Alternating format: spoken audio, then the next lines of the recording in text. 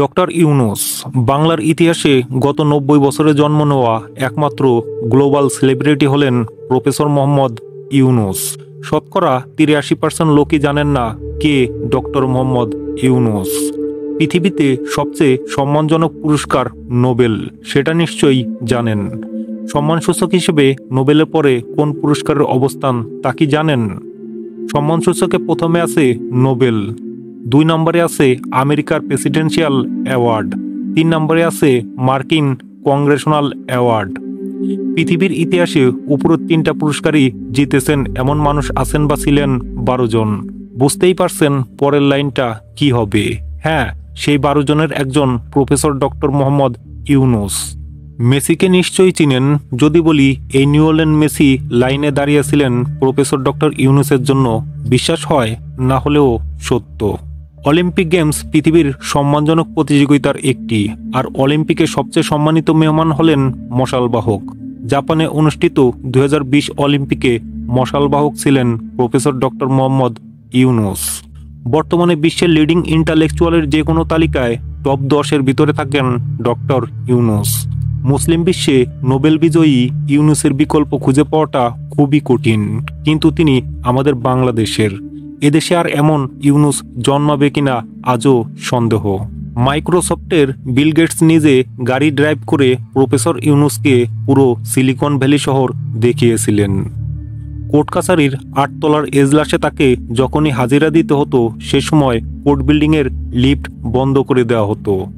৮২ বছরের আশিতি পর এই আসামিকে প্রতিবারই হেঁটে হেঁটে ৮ তলায় যেতে হতো, এবং এই ঘটনা নাকি ঘটেছে ৪০ বারের মতো। সারা পৃথিবীর ১৬০টা ইউনিভার্সিটিতে মোহাম্মদ ইউনূস সেন্টার আছে। ইউনিভার্সিটিগুলো নিজেদের উদ্যোগে এটা করেছে। এর প্রধান কারণ হচ্ছে তার মাইক্রো ফাইন্যান্স, যেটা তাকে এবং তার গ্রামীণ ব্যাংকে নোবেল পুরস্কার এনে দিয়েছিল। ডক্টর মোহাম্মদ ইউনূসকে বিশ্রীভাবে সুদখোর ডাকা হয় বারবার। মজার ব্যাপার হচ্ছে, মোহাম্মদ ইউনূসকে যারা পছন্দ করেন তাদের বেশিরভাগও জানেন না মোহাম্মদ ইউনূসের সুদের ব্যবসা নাই। গ্রামীণ ব্যাংক তার প্রতিষ্ঠিত হলেও গ্রামীণ ব্যাংকে তার ১ টাকার মালিকানাও নাই, শেয়ারও নাই, কখনো ছিলও না। জিনিসটা আপনার আমার কাছে আশ্চর্যজনক মনে হতে পারে, কিন্তু এটাই সত্যি। ডক্টর মোহাম্মদ ইউনূসের মাইক্রো ফাইন্যান্সের ধারণার মূল ভিত্তি হচ্ছে এটা: এই ব্যবসার কেউ মালিক হতে পারবে না, সম্পূর্ণ নন প্রফিট তথা অলাভজনক। এটাকে বলে সামাজিক ব্যবসা। নির্দিষ্ট কোনো মালিক নাই, জনগণই এর মালিক। দেশের বাইরে থেকে অনুদানের টাকা এনে গ্রামীণ ব্যাংক প্রতিষ্ঠা করেছিলেন ডক্টর মোহাম্মদ ইউনূস। নিজে এটি প্রতিষ্ঠা করলেও প্রতিষ্ঠানে তার ১ পয়সার মালিকানাও রাখেননি, বরং এর ২৫% মালিকানা সরকারের, বাকি মালিকানা গরিব মানুষের। নিজের প্রতিষ্ঠিত ব্যাংকে ডক্টর মোহাম্মদ ইউনূস মাত্র $৩০০ বেতনে চাকরি করতেন। তিনি যে নিজের কোনো শেয়ার রাখেননি তা না, কোম্পানিকে এমনভাবে প্রতিষ্ঠা করেছেন যাতে কেউ এর একক মালিক হতে না পারে। কোম্পানি অধ্যাদেশ ২৮ ধারা অনুযায়ী তিনি এটি রেজিস্ট্রেশন করেন। শুধু যে গ্রামীণ ব্যাংকে তিনি মালিকানা রাখেননি তা কিন্তু না, জজ সারস টেলিনরদের এনে তিনি গ্রামীণ টেলিকম প্রতিষ্ঠা করেন। তার কথায় টেলিনর বাংলাদেশে আসে, তার কথায় তার বিলিয়নিয়ার বন্ধুরা গরিবদের উন্নতির জন্য ফান্ড দেয়। তিনি গ্রামীণ টেলিকম প্রতিষ্ঠা করেন, সেটাও অলাভজনক প্রতিষ্ঠান হিসেবেই। অনেকেই জানেন না গ্রামীণ টেলিকমকে নন ফর প্রফিট কোম্পানি হিসেবে প্রতিষ্ঠা করেন ডক্টর মোহাম্মদ ইউনূস। সেখানেও তিনি নিজের জন্য ১% মালিকানাও রাখেননি।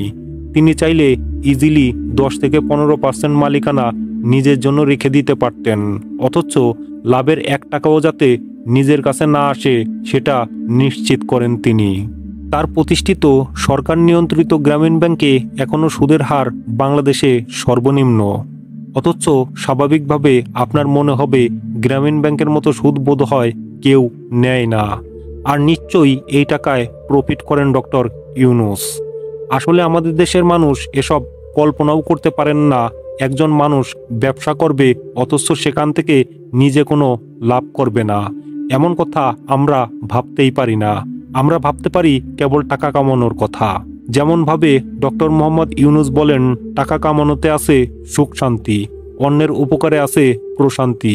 ওনার ভাষায় নিজের জন্য টাকা কামানো হয়তো হ্যাপিনেস, অন্যের উপকার হচ্ছে super happiness.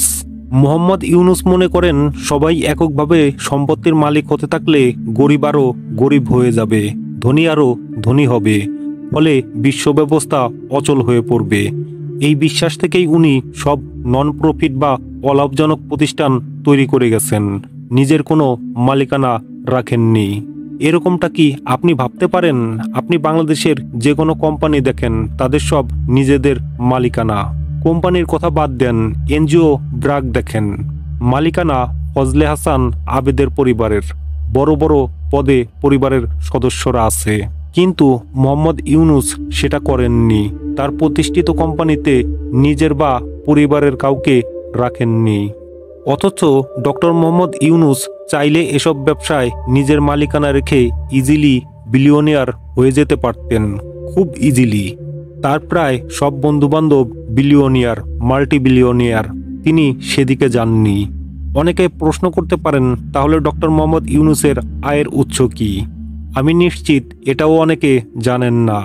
Doctor Mohammad Yunus হচ্ছেন পৃথিবীর one of the highest paid speaker. Speech দেওয়ার জন্য ওনাকে টাকা দিয়ে নিয়ে যাওয়া হয়। ওনার বক্তব্য শোনার জন্য খরচ করতে হয় ৭৫,০০০ থেকে $১,০০,০০০ মতো, কখনো আরও বেশি। বিশ্বের নামি দামি প্রতিষ্ঠানগুলো ওনাকে নিয়ে যান ওনার বক্তব্য শুনতে। ওনাকে বিভিন্ন অনুষ্ঠানের পরিকল্পনার জন্যও ডাকা হয়। ২০২৪ সালে ফ্রান্সে অনুষ্ঠিতব্য প্যারিস অলিম্পিকের আয়োজক কমিটির ৩ জনের একজন হচ্ছেন মোহাম্মদ ইউনুস, যেখানে আরেকজন প্রেসিডেন্ট ম্যাক্রো। ২০২৬ ইটালি অলিম্পিকের জন্য ইটালিয়ানরা ওনাকে পাওয়ার জন্য তদবির করছে, যাতে উনি পরামর্শ দেন। এদিকে আমরা মনে করি গ্রামীণ ব্যাংক আর গ্রামীণ টেলিকমের মতো ওনার প্রতিষ্ঠিত কোম্পানি থেকে টাকা পান তিনি। যেমন গ্রামীণ ব্যাংকের সুদগুলো সরকার খায় না, ডক্টর মোহাম্মদ ইউনুস খায়। এরা কখনো প্রকাশ্যে স্বীকারই করে না যে এগুলোতে তার 0.01% শেয়ারও নাই। উনি একটা বিশ্ববিদ্যালয় করতে চেয়েছিলেন বাংলাদেশে, কিন্তু অনুমতি পাননি। একটা আন্তর্জাতিক মানের বিশ্ববিদ্যালয় হতো। উনি বললে পৃথিবীর সেরা সেরা প্রফেসররা সেখানে এসে ক্লাস নিয়ে যেত। উনি ডাকলে এমনকি বিল গেটস কিংবা আমেরিকার প্রেসিডেন্টও তার ইউনিভার্সিটিতে স্পিচ দিতে চলে আসতো। কিন্তু সেটা হতে দেওয়া হয়নি, তাকে ইউনিভার্সিটি পড়তে দেওয়া হয়নি। ডক্টর মোহাম্মদ ইউনুসকে যত জানবেন আপনার মনে হবে দেশ এবং জাতি হিসেবে আমরা ডক্টর মোহাম্মদ ইউনুসকে ডিজার্ভই করি না। একটা প্রশ্ন করি, আপনি কি জানতেন মোহাম্মদ ইউনুস গ্রামীণ ব্যাংক কিংবা গ্রামীণ টেলিকমের মতো ওনার প্রতিষ্ঠিত কোম্পানিতে নিজের জন্য কোনো শেয়ার রাখেননি? আসুন যোগ্য ব্যক্তিকে সম্মান করতে শিখি। এই লেখাটি ফেসবুকে লিখেছেন অ্যাডভোকেট শফিকুল হুদা।